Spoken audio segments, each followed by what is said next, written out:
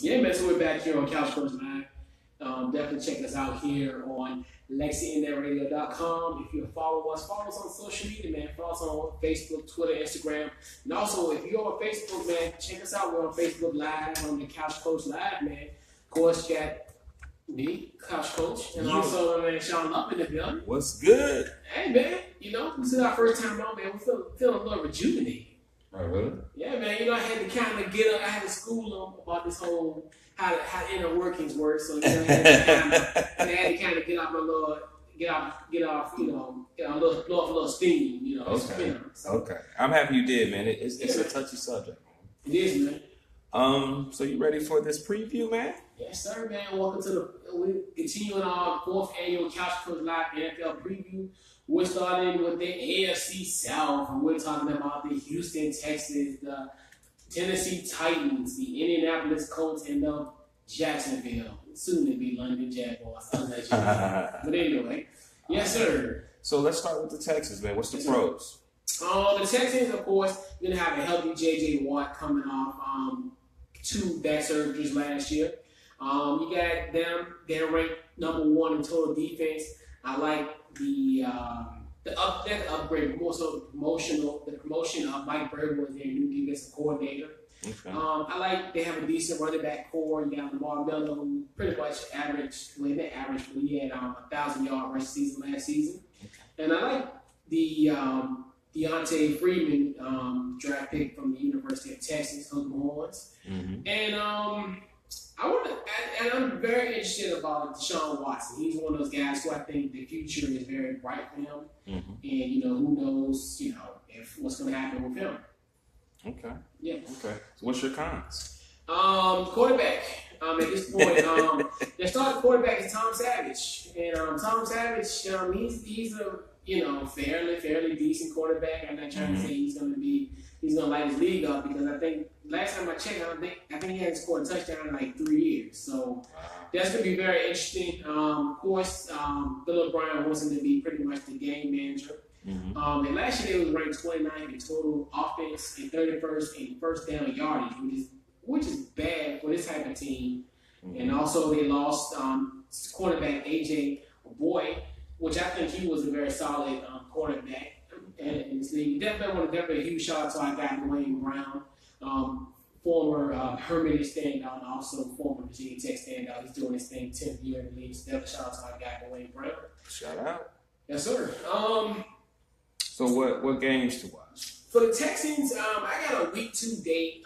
First is at New England. I think that's one of those type of games where it's going to be kind of pivotal. It's one of those type of what can they do? Like what can Tom Savage do on the road against the Houston Texans? Because if we look at it from the standpoint of these are the type of games where you're measured. Mm-hmm. You're looking at can he be quote unquote the game manager? Can this Houston Texans defense be good enough to withstand this New England Patriots team, even though it's in week 2? But it's a statement game. I think you're looking at, especially from the standpoint of Tom Brady. Tom Brady is, the age is wonder at 40 years old at quarterback position. It's going to be a very interesting matchup.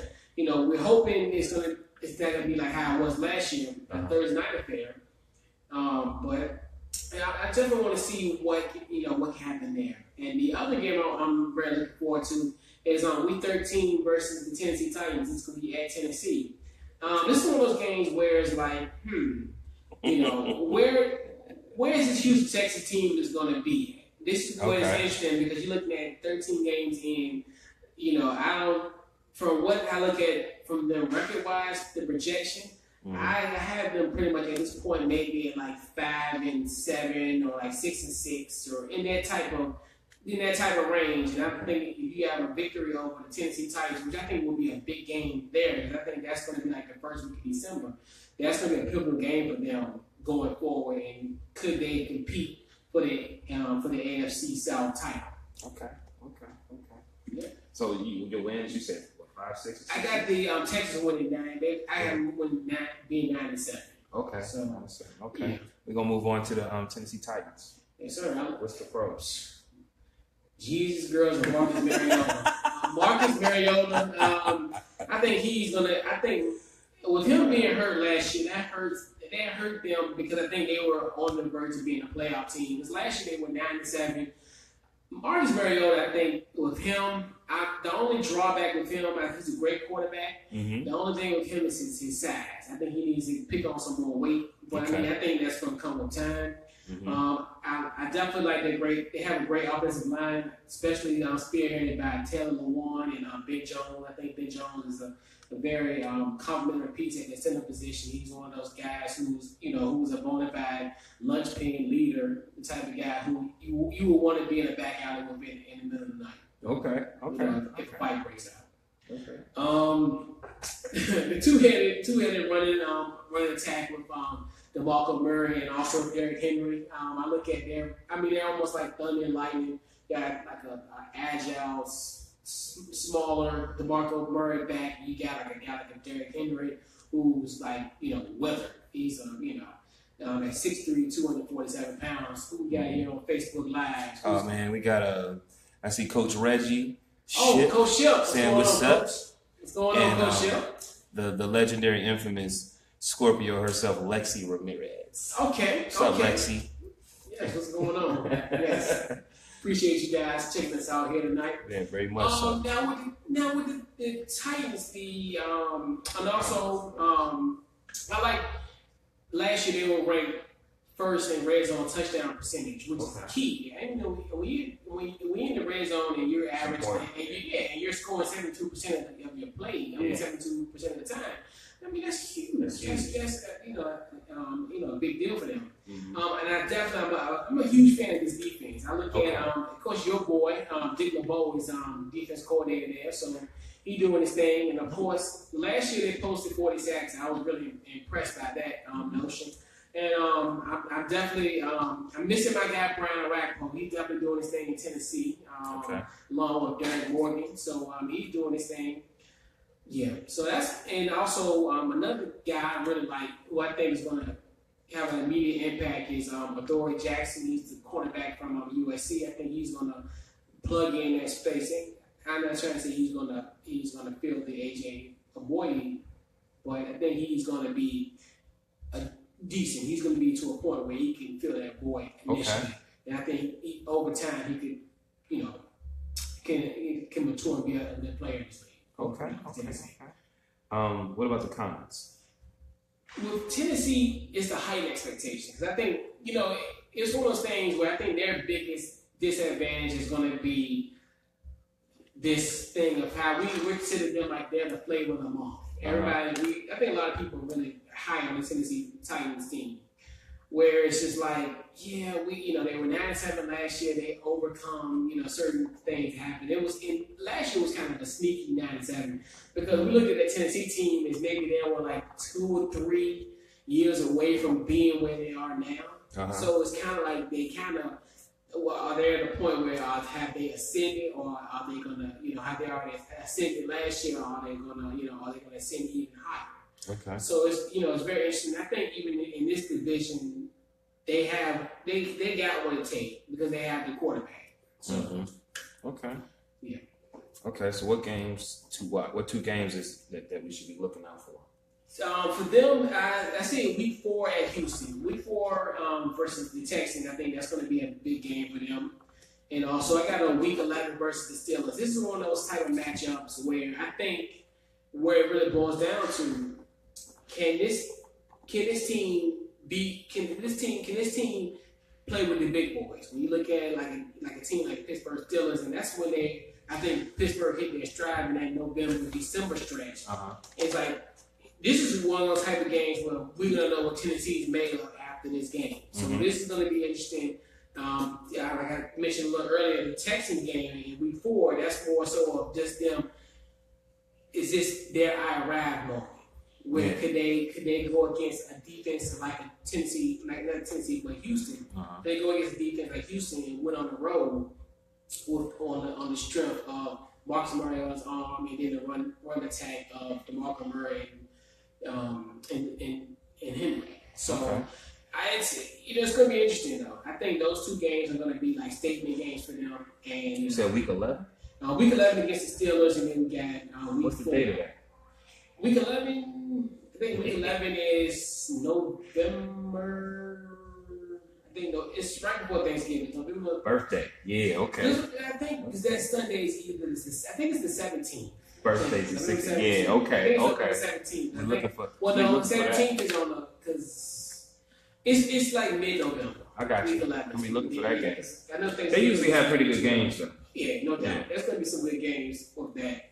So, what do you think? Well, how many wins you think? 12. 12. 12-4. 12-4. So at this point, they have the best record in the AFC. At this point, for our preview, even beating out the Pittsburgh Steelers at 11-5. I'm going to biasly not going to agree with that, but that's fine. Okay. Who am I? Yeah, I think I'm in training now, so it's no. I don't mean anything. I really love this team. Yeah, that's cool. It's one of those things where it's just like I think this team could do something to damage in this league. I think their time is here. Okay, cool. We're gonna move on and we're gonna go to the Indianapolis Colts. Yes. The pros, and it's more so definitely the pros. and this is funny because me and one of my back JJ, shout out to our guy JJ. We were talking this morning. We were talking about how, and he made a good point, and I kind of almost agree with him. Where Frank Gore might be better than Adrian Peterson when we look at from and how he said it, and I'm not ready to jump on that quite yet. But it's a compelling argument because you're looking at Frank Gore, who's actually, even at 33 years old last year, he had 1,000 yards rushing. Like it's only like two other guys who's had it. My favorite running back, John Riggins. Yeah, Riggo had it, back in the day, and I think he would only join like two other. Well, only Riggo's the only one that's had 1,000 yards over the age of 34, and Frank Gore is getting to that point. And it's just amazing. When you think of Frank Gore, it's still amazing to me that he's still around and he's this productive. Because when we look at running back, especially at the age of 30, it's over. Yeah. It's over. When you got a guy like him, it's just amazing. In the model consistency, he really hasn't been injured, like had a major injury. And you look at even everything that was going on in Miami, at the University of Miami, when he was with Clinton Portis and Roy McGay, he was in that backfield, and it was just like he was like a forgotten boy. And that's the irony of it all. Like he's still around. You look at Roy McGay, he's nowhere. He's gone. Yeah. Clinton Portis, he's not in the league anymore. Yeah. So you're looking at these guys, he in essence outlived them. Yes. Which is amazing, but coming from where he came from. Yeah. I like that, of course, Frank Gore. Okay. T.Y. Hilton. Of course, this last year was his fourth consecutive 1,000-yard season. And, of course, he's joining the ranks of Marvin Harrison and Reggie Wayne, who one is a Hall of Famer and one is on the verge of being a Hall of Famer. So T.Y. Hilton's got, T.Y. Hilton's there. I like that. And they did get a steal in Malik Hooker, the safety from Ohio State. Okay. And it was one of those things where I thought Malik was going to be like a top 5 pick. I remember I had a mock draft that you can actually look at on CouchCoachOnline.com. Okay. Also have our previews here. Couch Coach will be doing big things. Let me try. So of course I had him as a top 5 pick. So and then to get him at where they got him was a steal at the safety position. Okay. And also of course I like my guy Vontae Davis from the University of Illinois. And actually his brother plays for the Washington Redskins. Shout out to Brian Davis. My stomach just started hurting for some reason. Okay, are you done with your pros? Yeah, man, I'm done with the pros. Yeah. All right, let's go to the cons. Man, this is a big con. This is terrible news for the Colts. Andrew Luck, there's a good chance that he's going to be on the PUP list, which is physically unable to play list. I'm sorry. Yeah. As you were doing your pros, I'm like, man, it sounds like you got a beast team. Because I knew you were going to be in detail. It's like a beast team. And I'm like, okay, what's the issue? And I had a feeling some said it's the quarterback. And it's unfortunate because, they had a shoulder injury. And of course, when you're on the PUP list, if you're on the PUP list now, you're going to have to miss the first 6 games of the regular season. Wow. So, Colts fans, are you ready for a Scott Tolzien administration until the first week of October? Wow.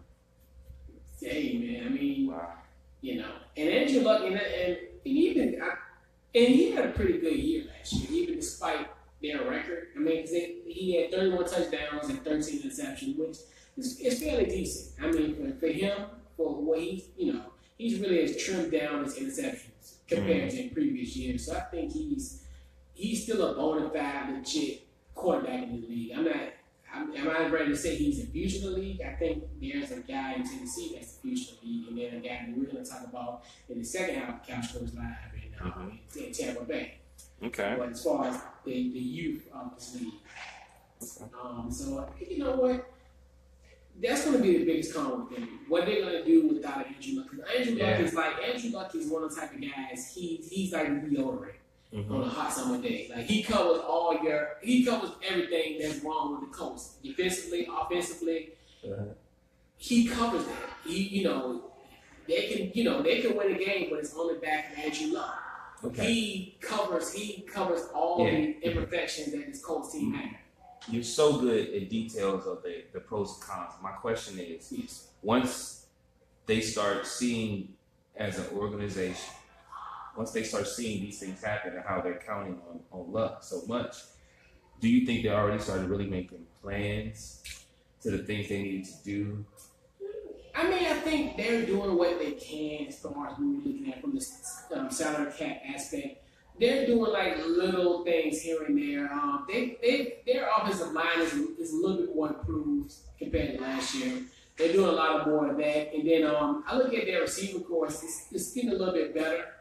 Who they've acquired. So I think they're making baby steps, but I think the biggest thing with them is just getting a guy like Andrew Luck, who we still, I think, consider a once-in-a-generation type of quarterback. I mean, at this point of how they got from a point where they would, have Peyton Manning there for almost 20 years, and he falls into your lap at the right time. So, Okay. So what two games you think we should look forward to see this team play?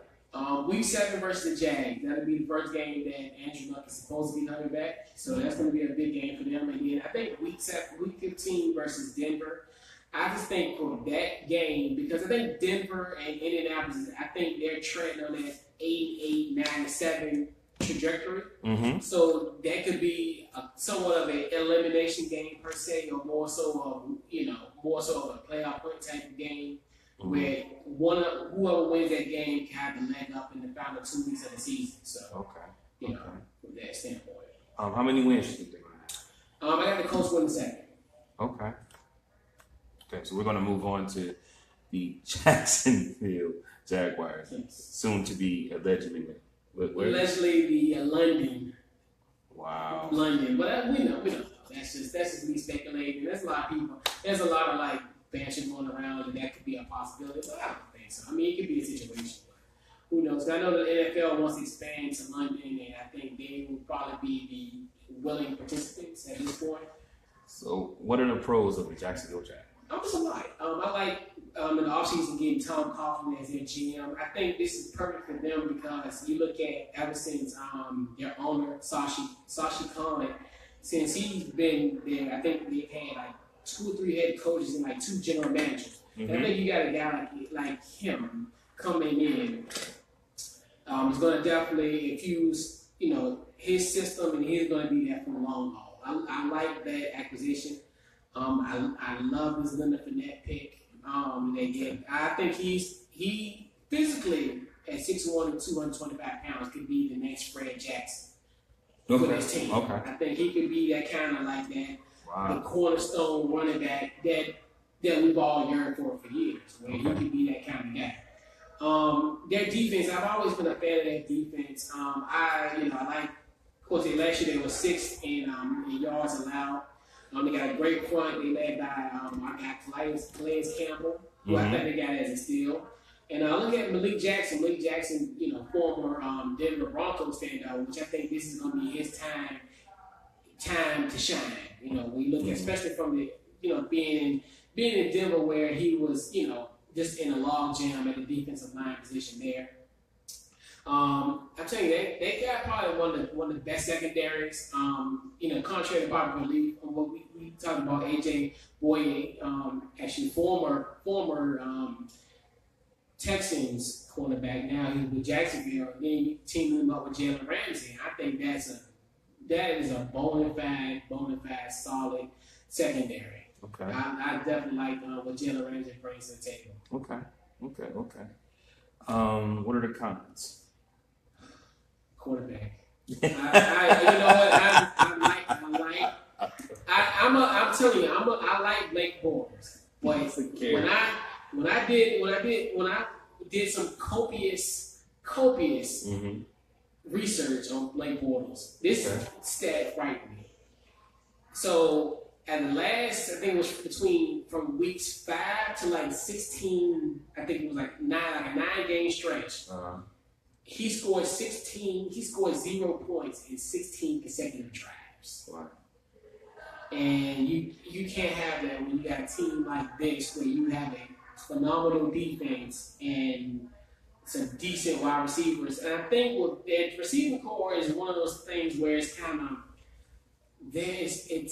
it's like a jigsaw puzzle. It's one of those things where you're not confused or more so of, where are these guys? I like Marquise Lee. His third year in the league. I wonder what he's going to do this year. How he's going to prove himself. I actually like the D.B. Westbrook pick that they got in the second round, even though of course, he has a bit of question. What do you call it? Not judgment, but more so of just a questionable character at once upon a time. But I mean, we all do. That's how it is sometimes. Kids. These kids just they make mistakes, but hopefully, this will be, this will be a situation where he'll be solid. Where he'll be, be the guy who we project him to be, which I think is going to be a fairly good receiver in this league. I think he'll do good for him. And I think going back to Blake Bortles, he's got a lot to prove this year because I'm really shocked that they picked up his 5th-year option. I mean, to be honest with you, that lets me know how bad the quarterback class 2017 was. I mean, they pretty much gave him his 5th option. So, of course, this is going to make a great year for Blake Bortles. This might be actually a good thing for him because if Blake Bortles don't get it done here, I mean, there's probably going to be more opportunities going forward somewhere else. But I don't think if he can't get it done in Jacksonville, I don't know what else he can get it done there. Wow. Okay. Well, so what 2 games should we look out for? Week 11 versus Cleveland. I think that's going to be. I mean, I'm just going to be real. I just want to see how this team will play against them, and this could be like I actually prefaced the last matchup, the Cleveland Browns versus I think I had them versus the Jets. I call it the Sam Darnold Bowl. This might be the Sam Darnold Bowl too. And this one will be pretty much more so in the teeth of the season in week 11. And week 3 at Baltimore, and this game is going to be in London. So this could be their quote unquote home team and their home game could be eventually. And that's the thing about them, they always have a game in London every year. Yeah. Which I'm just like, this is terrible too. Yeah, I mean, shout out to Wembley. Shout out to Wembley Stadium. So, how many wins? 5. Got to win the 5 games. 5. Okay. Yes. So who will win this lovely division? I got the Tennessee Titans winning this division at 12-4. 12-4. I got the Texans at 9-7. The Colts at 7-9, and Jaguars at 5-11. Indeed. Okay. Yeah. So what we're gonna do? We're gonna take a brief timeout. We're here at the top of the hour on Couch Coach. I'm gonna take a brief timeout. When we come back, we'll do our reserves a little earlier this time. We'll do Allen Iverson. Talk about Allen Iverson, who's MIA. The ball once again makes a triumphant return here on Couch Coach Live, and we'll settle the age-old barbershop dilemma: Kobe versus LeBron. So what we do? Take a brief timeout. We'll be right back to Couch Coach Live. All right. Yo, this post shit.